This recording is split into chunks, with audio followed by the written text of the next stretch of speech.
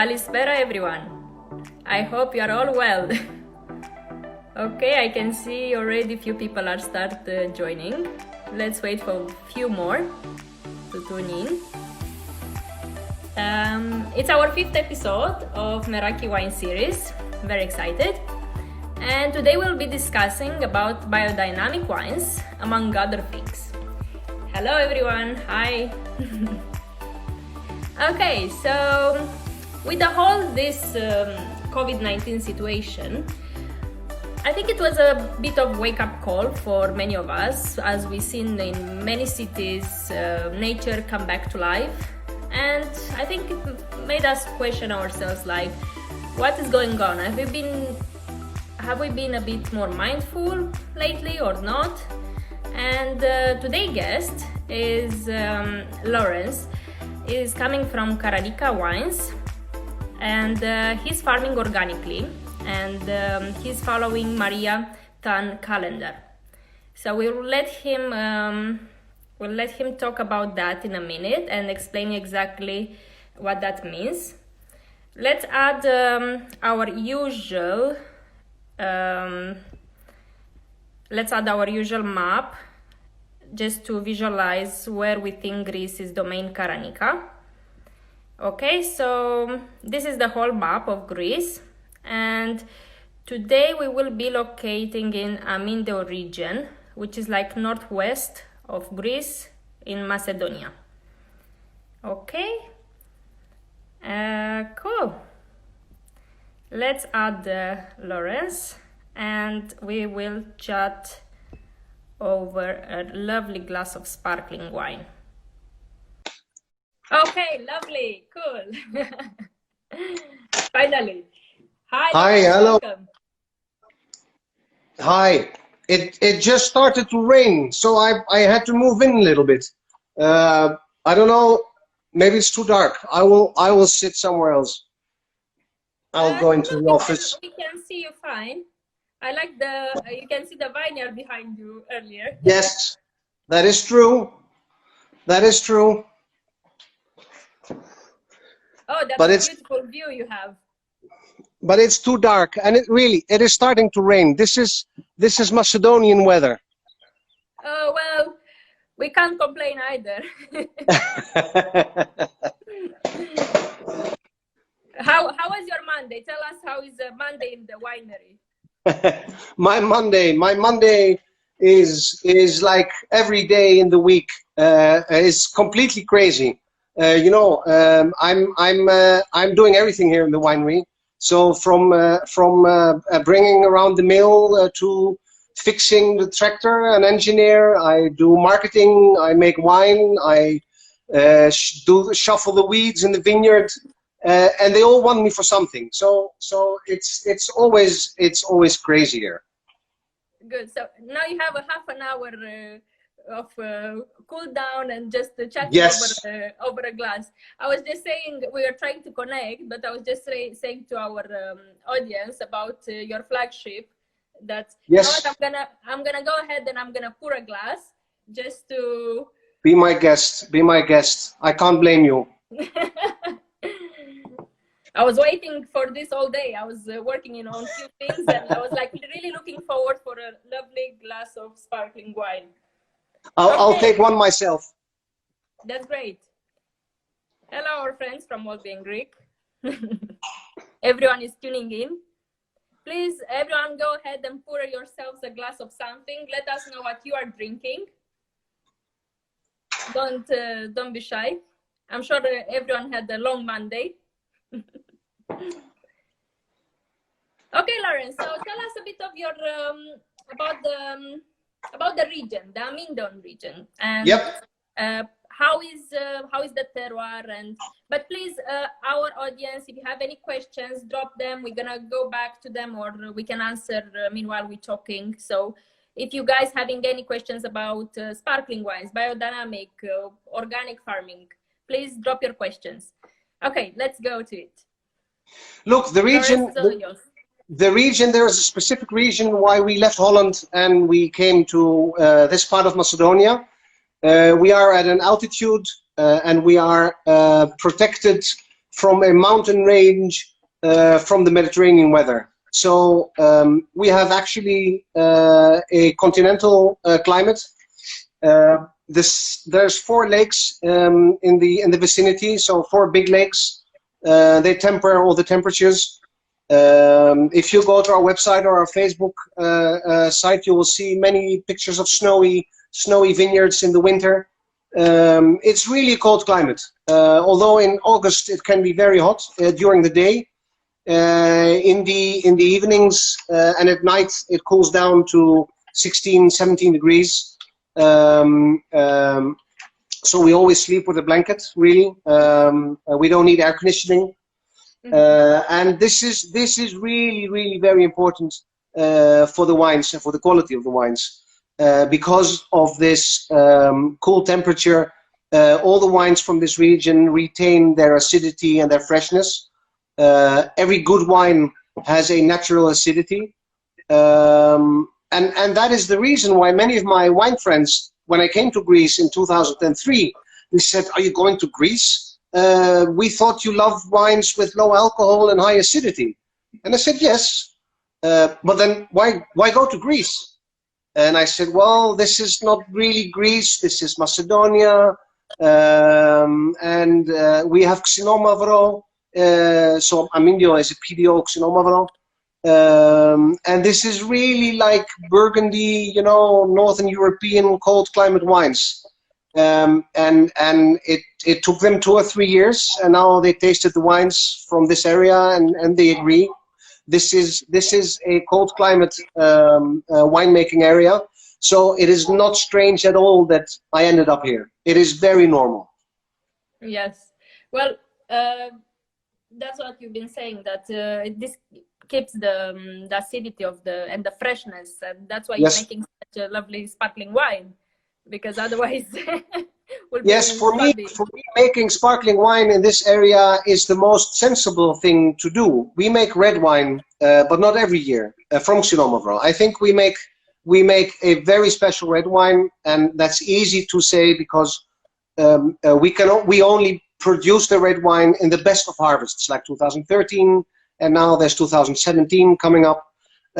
So it's easy for me to say, well, we make the best Xinomavro in this area because we don't need to make it every year. But because of Xinomavro is very difficult to ripen in this cold climate, it already ripens for red wine somewhere in October, beginning of October, which is very late. And at the beginning of October, we really have bad weathering.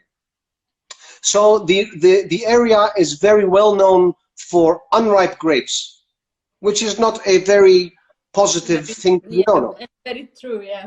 However, to make sparkling wine, there really is no other place in the Mediterranean where you can do this with an indigenous grape, with grapes that are ungrafted, that sometimes are even pro-phylloxera wines, and can give you the acidity and the length and the extract as Xinomavro. But it was a lucky shot because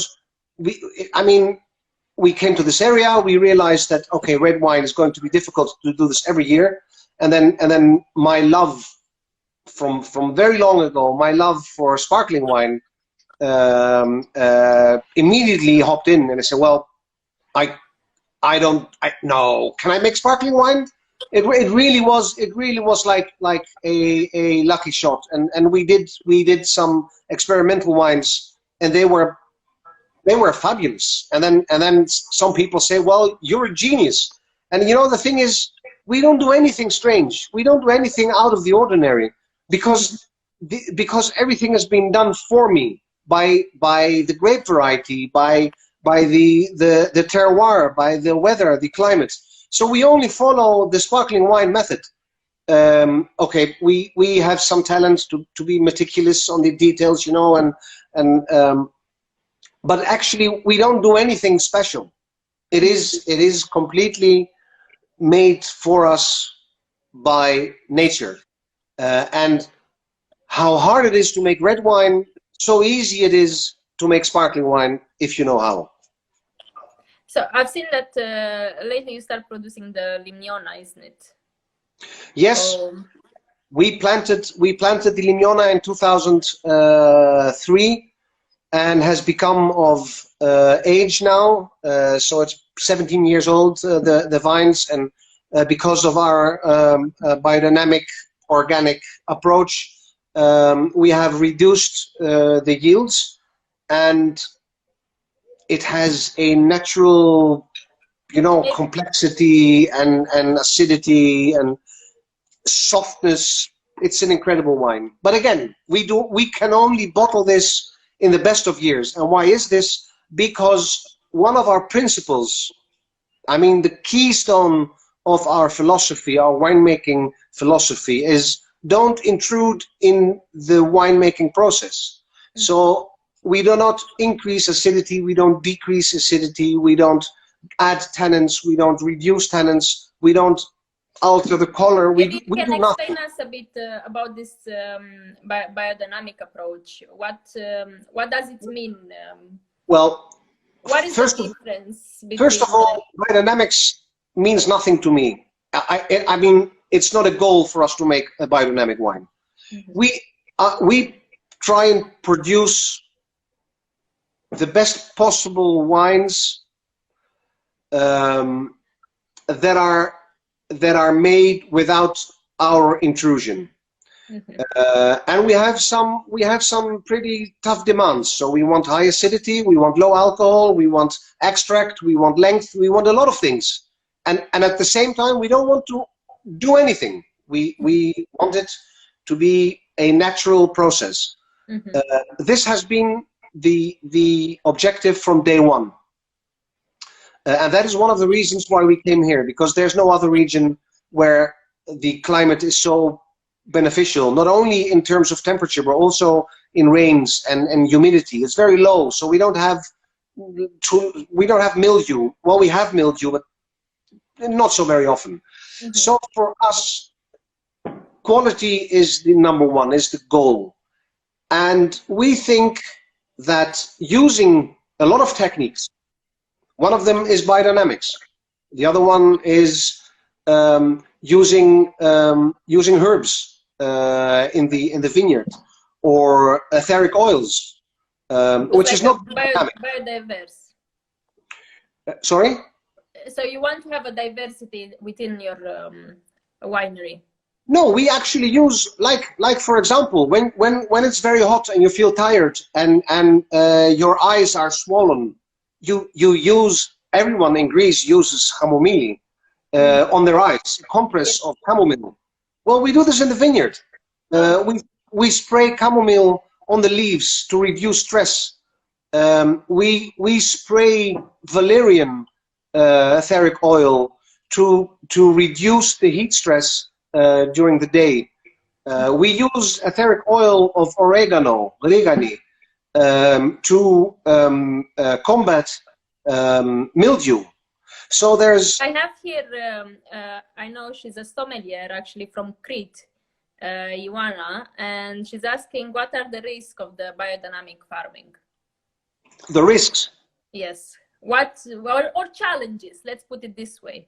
No, I agree, and probably Ioana has been raised as a farmer, or has been grown up on a farm, because for me, this wasn't a question. When we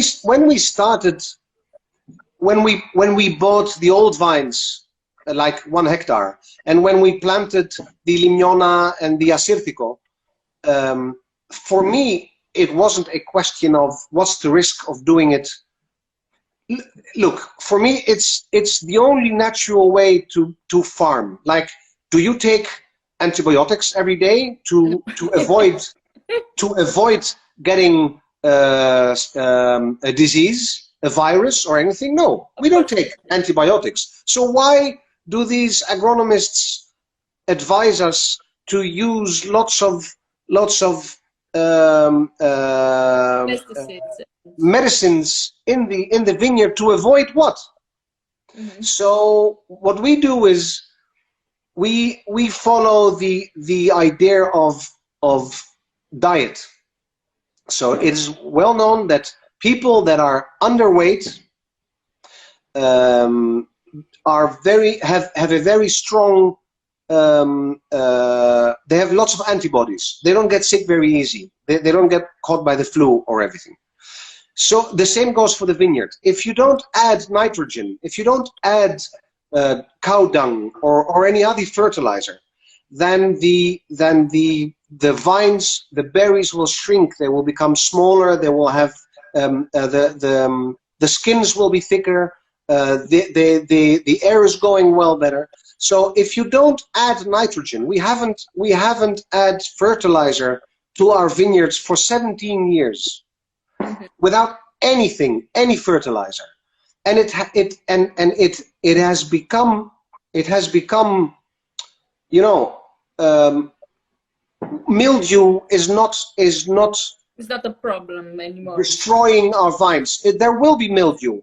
We will have a loss of 5%, 4%, maybe 10% in the worst of years. But we still have 90% of a very good harvest. So it is not a matter of risk. For me, adding medicines and all the other things is more of a risk to me. So this is your philosophy and your vision of. I've been raised in this philosophy. My grandfather, Mr. Karanika, he was a nutcake in those days. He was a mountaineer. He was climbing the Olympus and he was collecting herbs because he refused to. He didn't believe in medicine. You know, he didn't believe in the doctors.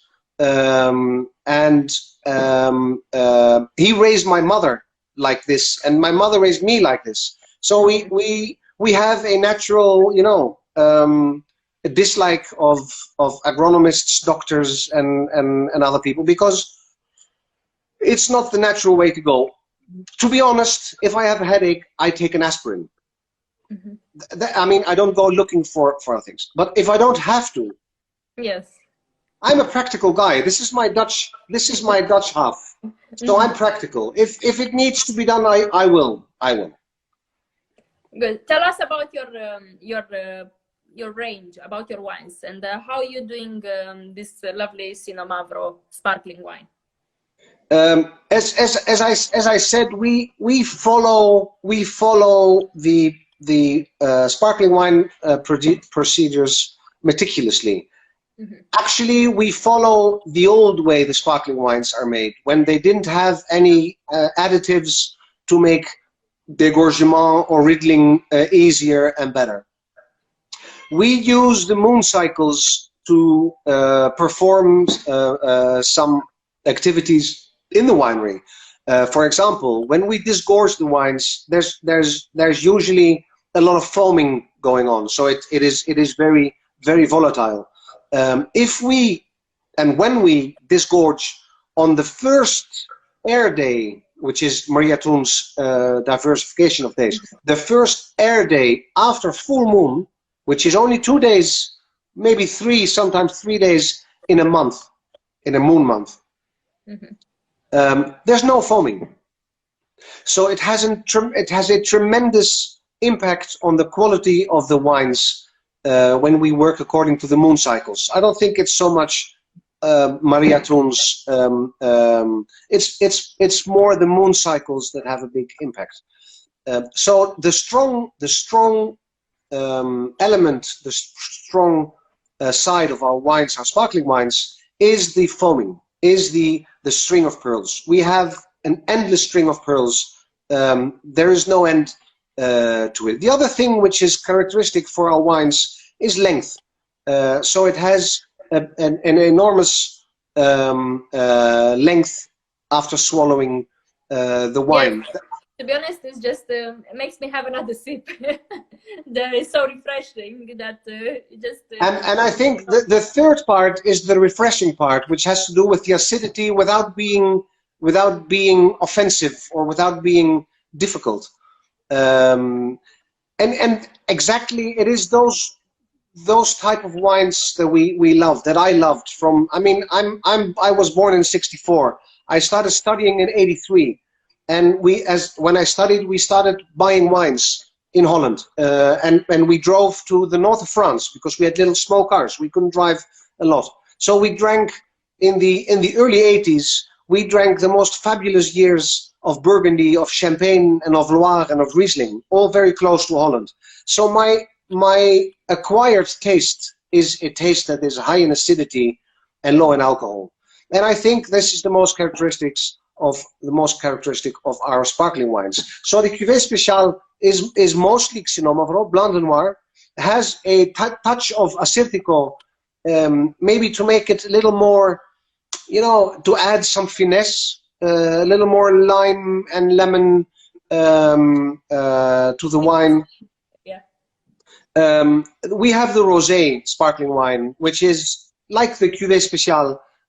It's more mineral. It has a more minerality, especially from 2018 and later. And then we have our two, well, not flagships, but our two most special wines, and they are very, very rare. They will become more available. But we have the Cuvée de Réserve, which is 100% Xenon Mavro, but has to age for 6 years. So they are released very, very, very slowly.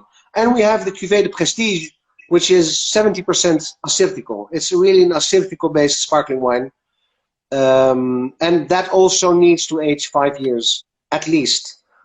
So we need to have a little patience for those wines.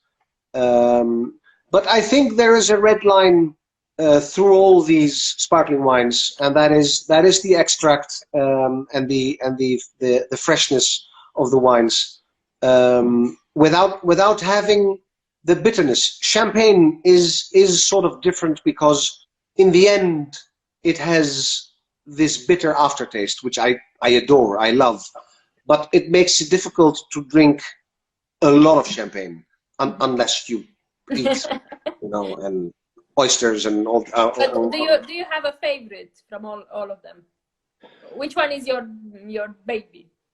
My baby, I think, is the Prestige because it's the most difficult wine. Assyrtiko, in contrary to Xenon Mavro.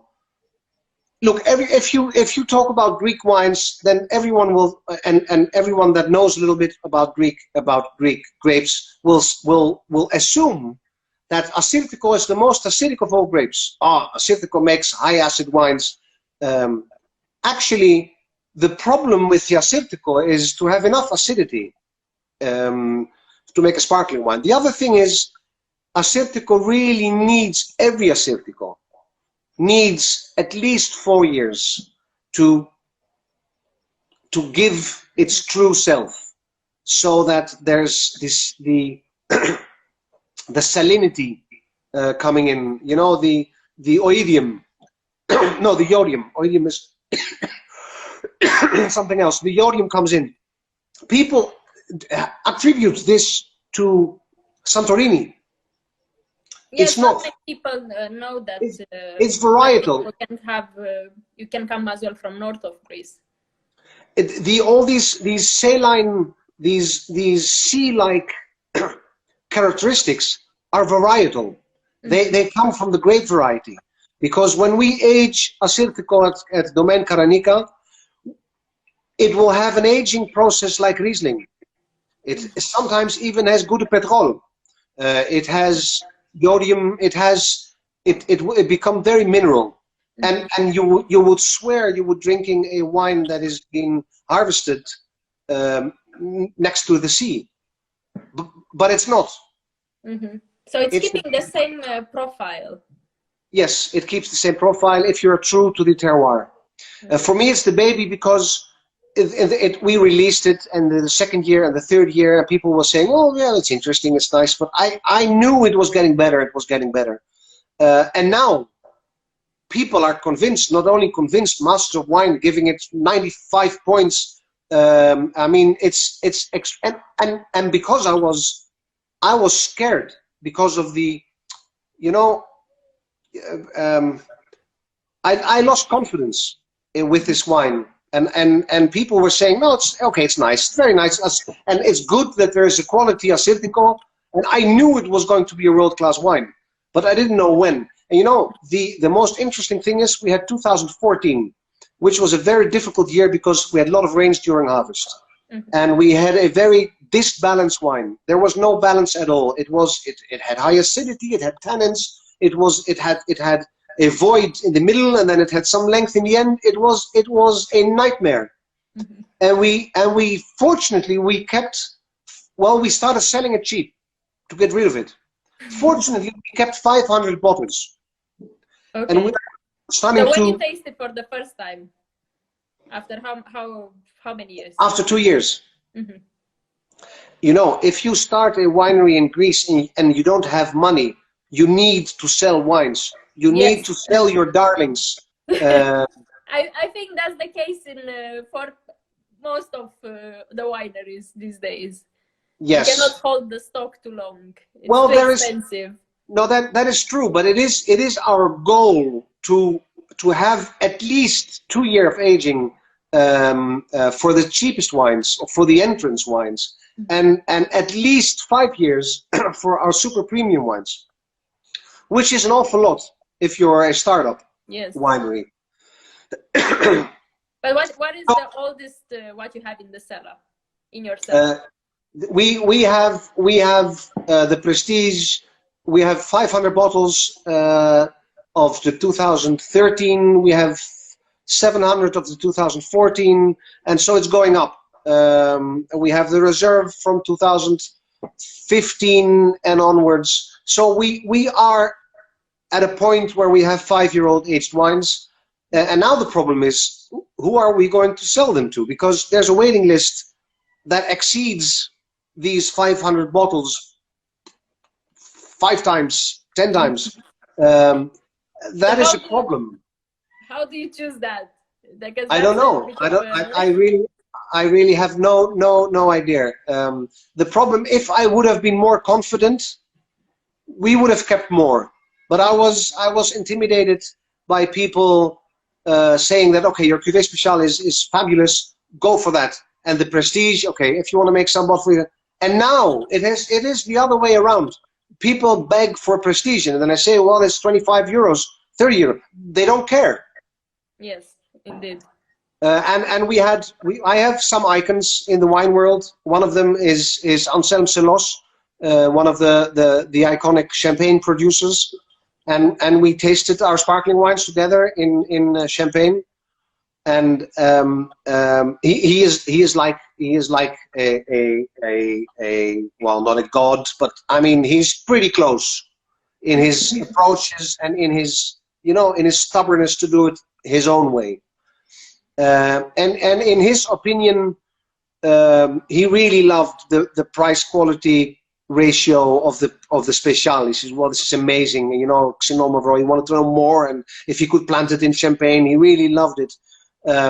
But he said that the true character of me, Laurens Karanika, was in the Prestige. I don't know how he tasted it, but he said there's something here, and he said this is how you should go forward. Is to find your true self in the wine, and don't mind anyone saying like you should go this or should this. Follow your gut instinct. We did this. In anything, we should follow ourselves. That is true. That is true. But if I would have started the winery when I was 25, I mean, I can only do this in such a short while because I started when I was 40. I had some experience. I had a lot of some confidence. It's a learning curve, yes, for everyone in any kind of job or whatever it is.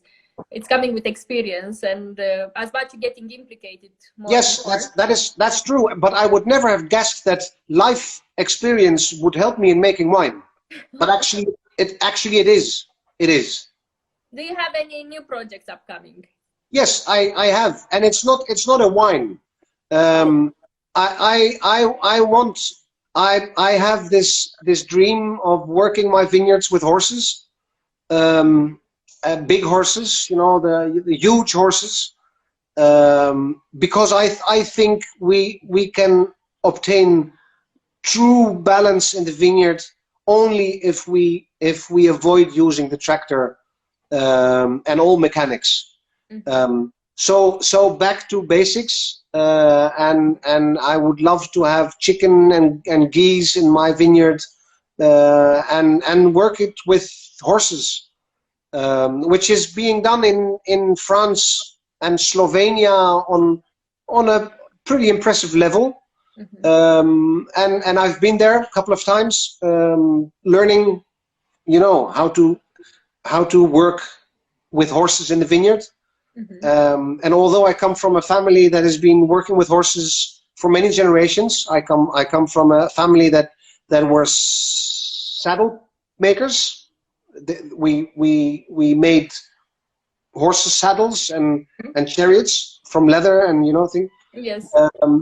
But all this is very, very new to me, that you can communicate with horses and that you can make them do things. They are very special and very intelligent animals. Yes, yes, that's true. So that's my next project. Good. I'm wishing you good luck with that, and I hope you're gonna put as well pictures with the horses on your. I will. Because I've seen you having lots of dogs. Well, yes, and that's the problem. The dogs, they don't like chickens and geese. So I need to figure out a way to make them all live together happily. I don't know how. What if you're not making wine? What would you do? What would you think you would be doing? I think I would be lying in the gutter with a bottle of Celos next to me and just let it all pass and enjoy life. I think I would still be working with my hands. I've been trained as an economist. I've been trained to work with my brains, but I don't know. I prefer working on gut feeling, on instinct, and be close to the earth and the things around me. So it would be producing something. I don't know what. If somebody says here, please carry on making wine. That would be nice. But you mentioned that you've been traveling a lot to Champagne region, to all of France. Tell us, what was the best wine which you ever tasted, a part of yours? Well, I don't see my wine as the best. I think my wine is, given the circumstances, probably the best we can do.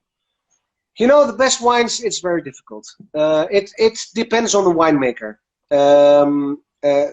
I mean, it's the most interesting one.